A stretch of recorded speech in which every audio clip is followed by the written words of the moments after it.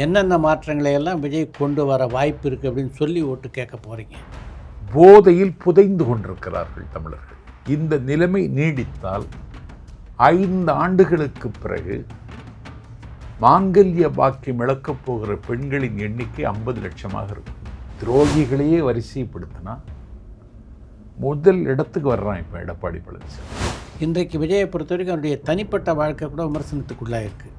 இதெல்லாம் அவருடைய அரசியல் வாழ்க்கைக்கு பாதிப்பு ஏற்படுத்தணும்னு நினைக்கிறீங்க? இல்லை, பாதிப்பு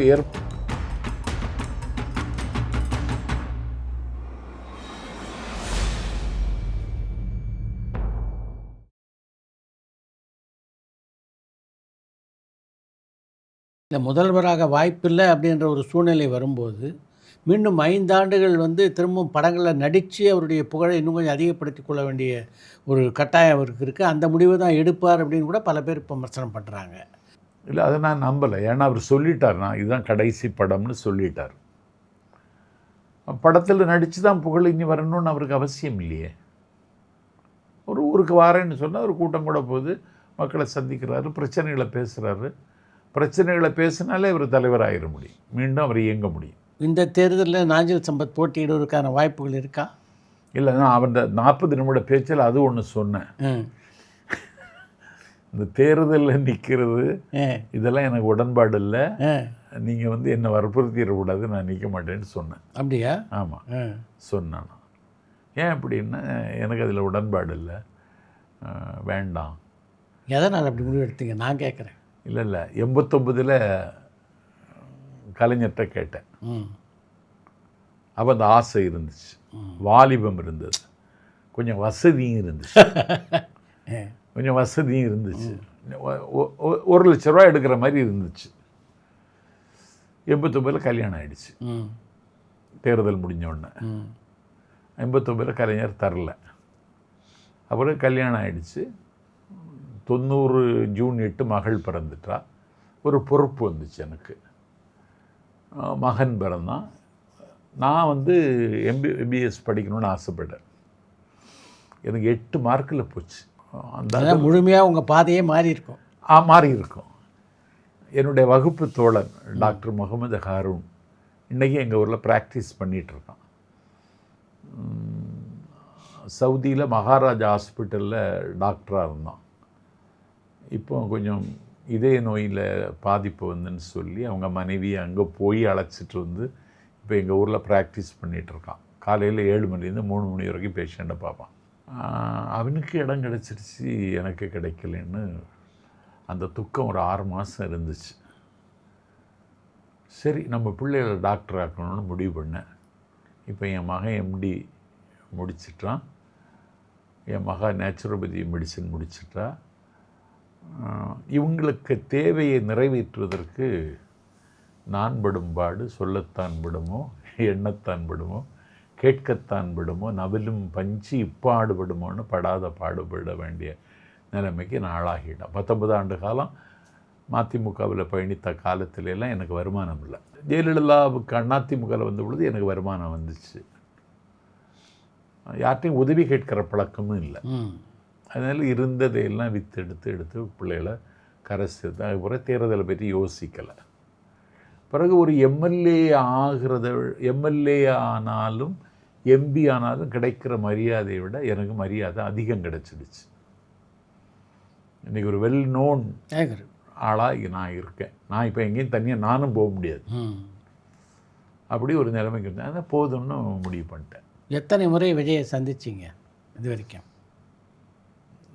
முதல் நாள் சந்தித்தது ஒன்று, 2 முறை அதுக்கப்புறம் சந்தித்தேன். அவர் கலந்து கொண்ட 2 நிகழ்ச்சியில் பேசினேன். என் பேச்சை அப்படி வைத்த கண் எடுக்காமல் பார்த்துட்டே இருந்தார். நான் பேசி முடிச்சுட்டு ஆனால் 6 வாரத்தோடு தான் பேசினேன். பேசி முடிச்சுட்டு வரும்போது நல்லா என்ஜாய் பண்ணேன்னு சொன்னார். இன்றைக்கு விஜயை பொறுத்த வரைக்கும் அவருடைய தனிப்பட்ட வாழ்க்கை கூட விமர்சனத்துக்குள்ளாக இருக்குது. இதெல்லாம் அவருடைய அரசியல் வாழ்க்கைக்கு பாதிப்பு ஏற்படுத்தணும்னு நினைக்கிறீங்க? இல்லை, பாதிப்பு ஏற்படுத்தணும்னு ஒரு சக்தி வேலை செய்யும். இன்றைக்கி கூட பொன்ராஜ் அப்துல் கலாமனுடைய உதவியாளர் என்று சொல்லி ஊரை ஏமாற்றுகிற பேர் வெளிவர். அவர் ரொம்ப மோசமாக பேசியிருக்கார். நான் அதற்கு எதிர்வினை ஆற்றிவிட்டு தான் வந்தேன் இங்கே உங்கள்கிட்ட. ம். புதிய தலைமுறை சொல்லும். ம். பெண்களை கொச்சைப்படுத்துவது என்று முடிவெடுத்து இதில் தாவேக்காவை காயப்படுத்த நீங்கள் முயற்சிக்கிறீங்க. நீங்கள் யாருக்கு ஆளாக வேலை பார்க்குறீங்கன்னு எனக்கு தெரியும் அப்படின்னு திரும்ப பெறாட்ட விளைவுகள் விபரீதம்னு எச்சரிக்கை பண்ணிட்டா அதை செய்வாங்க. ஏன்னா ஒவ்வொரு நாளும் ஒவ்வொன்று செய்கிறாங்க. நீங்கள் அவருடைய பயணம் தொடங்கிய விக்கிரவாண்டி பயணத்தில் இருந்து இது வரைக்கும் ஒவ்வொரு நாளும் திமுக ஏதாவது ஒரு வேலை செய்துக்கிட்டே இருக்கும். அதை அவர் துணிச்சலாக எதிர்கொள்ளுகிறது தான் எனக்கு மகிழ்ச்சியாக இருக்குது. இப்போ நீங்கள் மிகவும் நேசிக்கிற ஆதவ அர்ஜுனாவை பற்றியே திமுகவுடைய ஸ்லீப்பர் செல் தான் அவர்னு ஒரு விமர்சனம் அப்படின்னு சொல்லுவாங்க. பார்த்தீங்களா அதை? ஆமாம் சொல்லுவாங்க.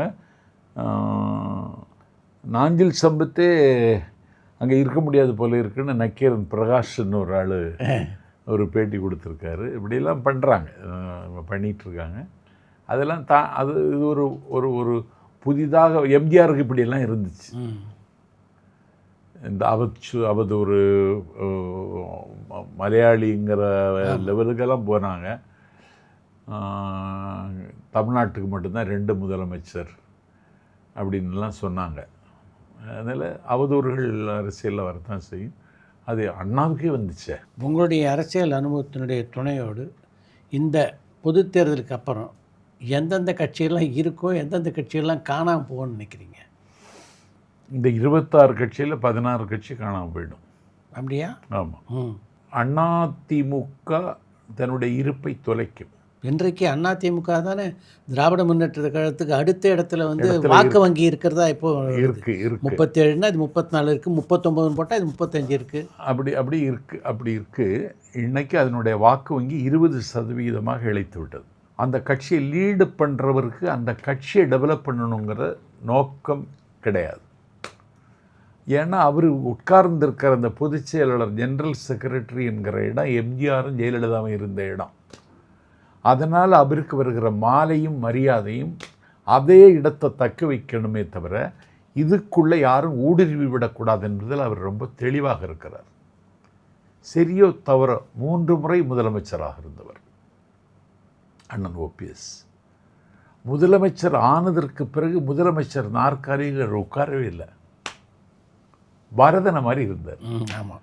அவருக்கு நிதி அதற்கு காரணம் அப்போ இப்போ புரட்சித் தலைவர் ஜெயலலிதா இருந்தாங்க. இல்லை, அவங்க உட்காருன்னு அவங்க சொன்னாங்களான்னு எனக்கு தெரியாது. உட்காரல அவர். இன்னைக்கு அவர் அங்கே அந்த கட்சியில் இருக்க முடியலைங்கிறது எவ்வளோ சோகம். அது திமுகவில் போய் சேர்ந்து வாழ வேண்டிய நிலைமைக்கு அவர் ஆளாக்கப்பட்டு விட்டார். சரியோ தவிர 36 ஆண்டு காலம் அம்மாவுக்கு வானமும் சிறகுமாக இருந்த பெருமாட்டி சசிகலா. இவங்க எல்லாரும் அவங்க காலில் விழுந்து கிடந்தவங்க. நானே பார்த்துருக்கேன். ஜெயலலிதா முதலமைச்சராக இருந்த காலத்தில், நாஞ்சில் சம்பத்தத்தில் இயங்கிய காலத்தில் சசிகலாவை பார்க்காத ஒரே ஆள் நான் மட்டும்தான். பார்க்கவே கிடையாது. இவங்க எல்லாரும் அவங்க பக்கத்தில் காலில் விழுந்து கிடந்தவங்க. நான் ஒரு நாள் மன்னார்குடிக்கு போகிறேன். நான் ஒரு தனியார் நிகழ்ச்சிக்கு பேச போகிறேன். ஒரு சித்தரை பற்றி பேச போகிறேன். நாஞ்சில் சம்பத்து வந்திருக்காருன்னு யாரோ திவாகர்கிட்ட போய் சொல்லியிருக்காங்க. கொஞ்சம் வர சொல்ல முடியுமான்னு கேட்டார் திவாகர். என்னை வந்து சொன்னாங்க, காசிநாத பாரதி இன்னைக்கு அதிமுகவில் தான் இருக்கான். ஆனால் இப்படி திவாகர் உங்களை பார்க்கணுன்னு விரும்புகிறாரு, வருவீங்களான்னு. போகலாமே, எனக்கு என்ன இருக்குது. நான் போகும்பொழுது அவருக்கு காலில் விழுந்து கிடக்கிறார் விஜயபாஸ்கர்.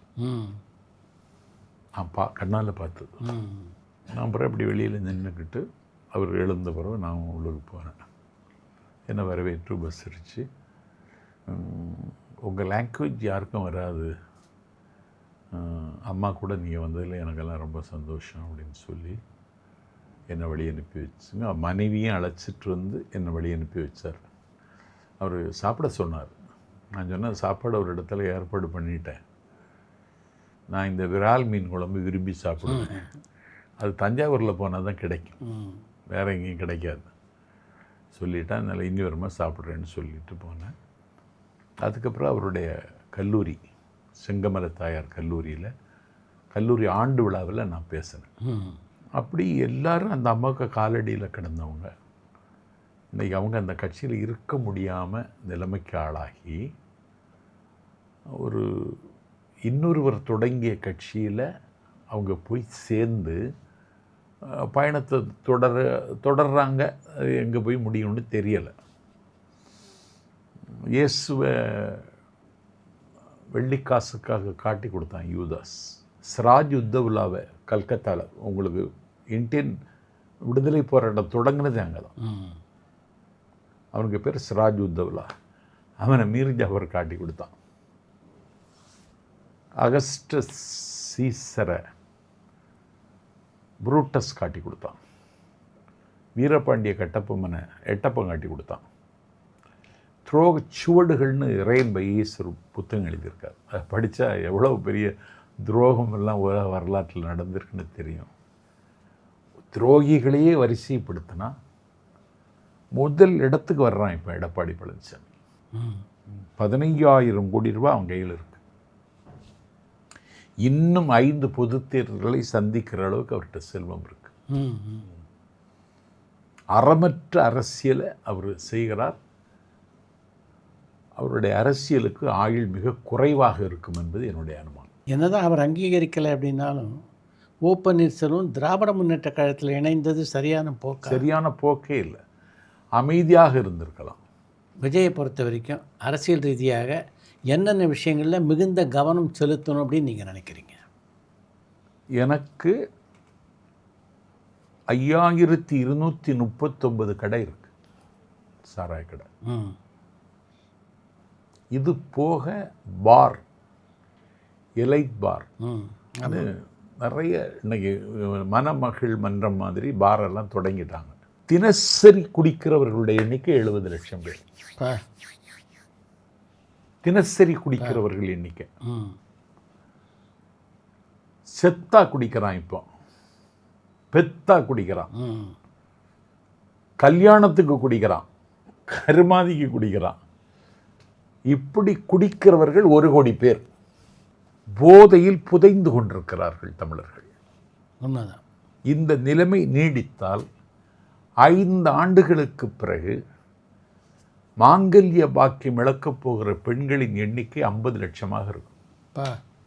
இந்த அபாயத்தை தடுத்து நிறுத்த வேண்டியது தான் இன்னைக்கு இருக்கிற முக்கியம். ஏன்னா 12 மணிக்கு கடை திறக்கிறார்கள் என்றால் 9 மணிக்கே போய் காத்திருக்கிறார்கள். யாரும் வசதி உள்ளவன் இல்லை. யாருக்கும் எந்த செழிப்போ வசந்தத்துக்கு சம்பந்தம் இல்லாதவன் கூலி தொழிலாளி தான் போய் உட்கார்ந்துருக்கான். அவன் இதை குடிக்கிறதுக்காகவே கூலி வேலைக்கும் போகிறதில்லை. அந்த இடத்த பூரா இன்றைக்கு வட இந்தியாவில் இருந்து வர்ற தம்பிகள் ஆக்கிரமிச்சிட்டாங்க. இது போக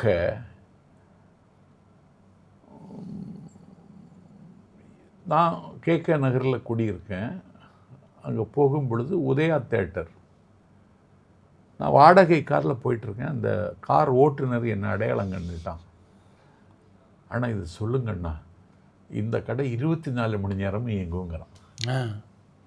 எந்த கடை? அந்த கடை.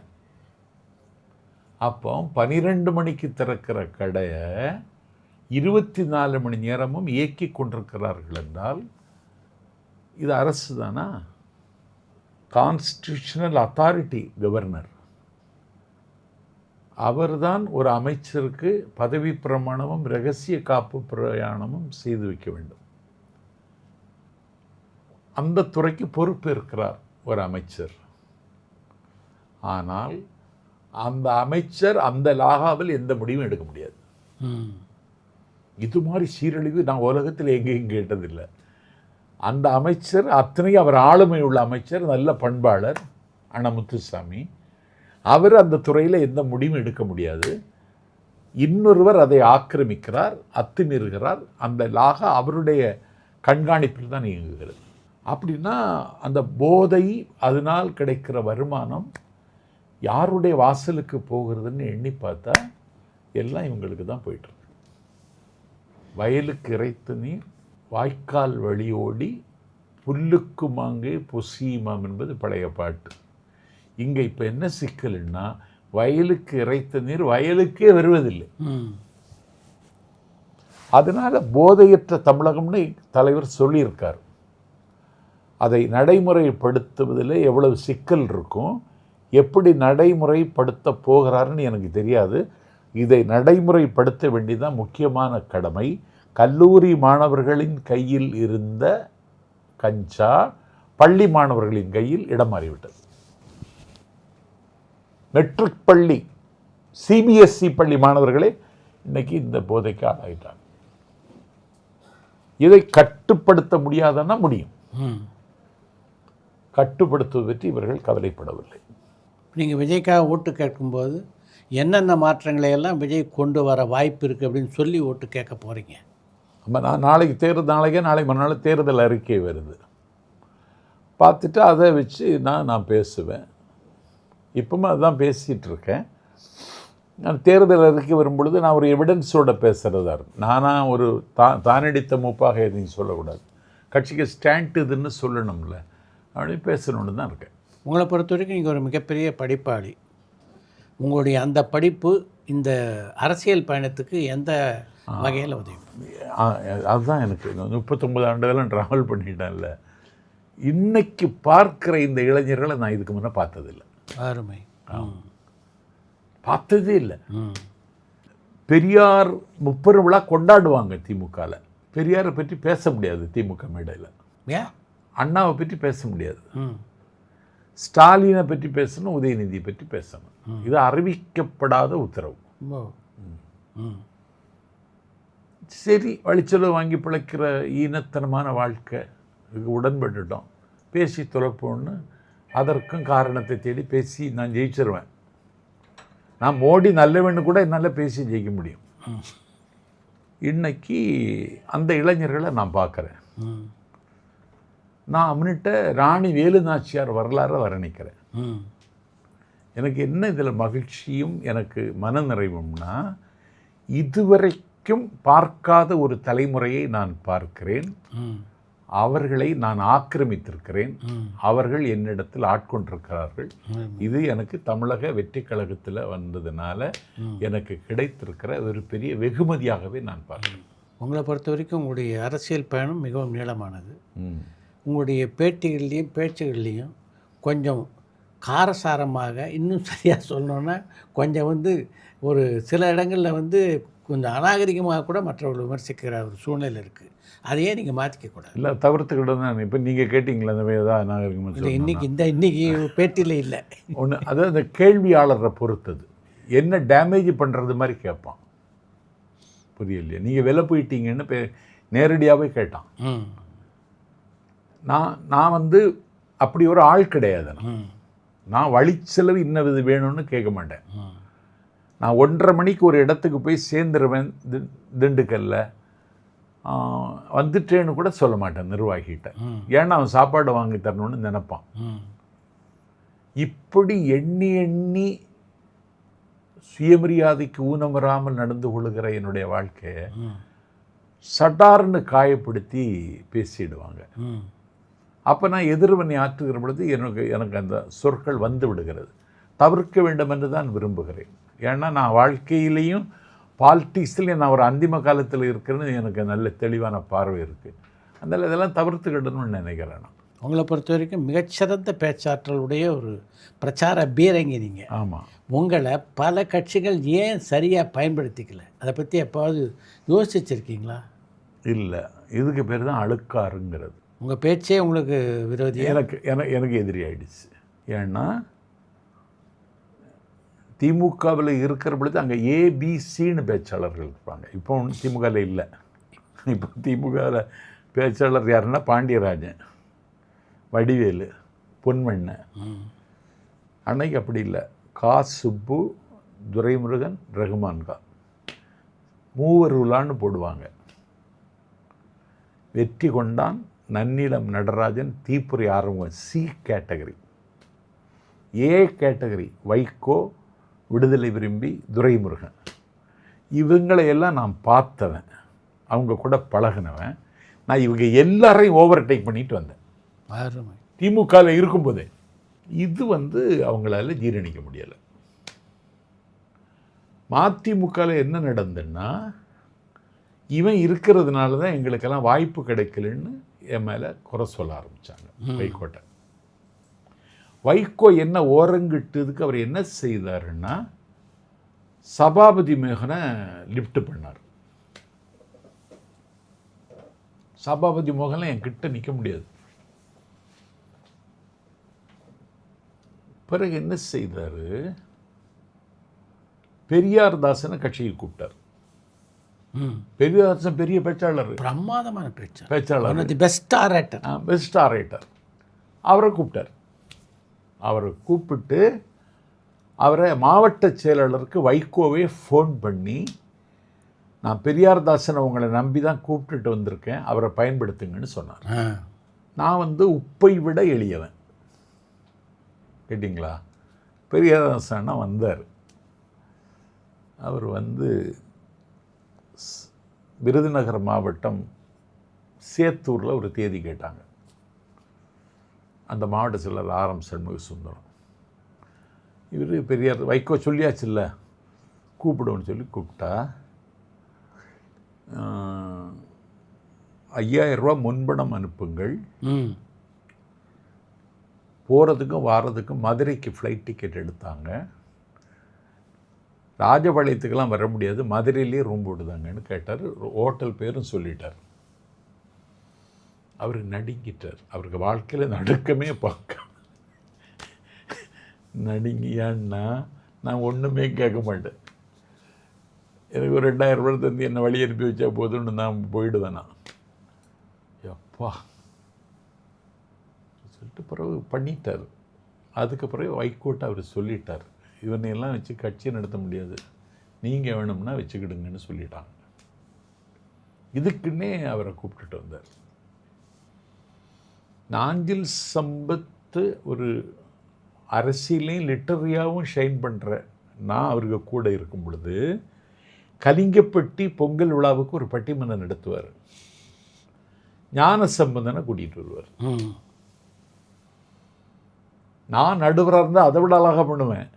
என் வைகோ என் பார்வையாளர் வரிசையில் அவர் இருப்பார். அதனால் எந்த உச்சத்துக்கு போக முடியும்னா நான் திங்க் பண்ணி பேசணும்னு நினைப்பேன். கூப்பிட மாட்டார். ஞானசம்பந்தனை கூப்பிடுவார். இப்படி சில்லா என்ன சின்ன பின்னமாக்கி பார்த்தார். பொறாமை தான் காரணம். வாழ்க்கையில் பூரா என்ன அது வழிமறிச்சிட்டே இருக்கு. நாளைக்கு இங்கேயும் வழிமறிக்குமான்னு எனக்கு தெரியாது. ஆனாலும் men may come, men may go, but I go on forever. பயணம் தொடரும்னு நம்பிக்கையில் இருக்கேன். ரொம்ப நன்றி. மீண்டும் சந்திப்போம். நன்றி.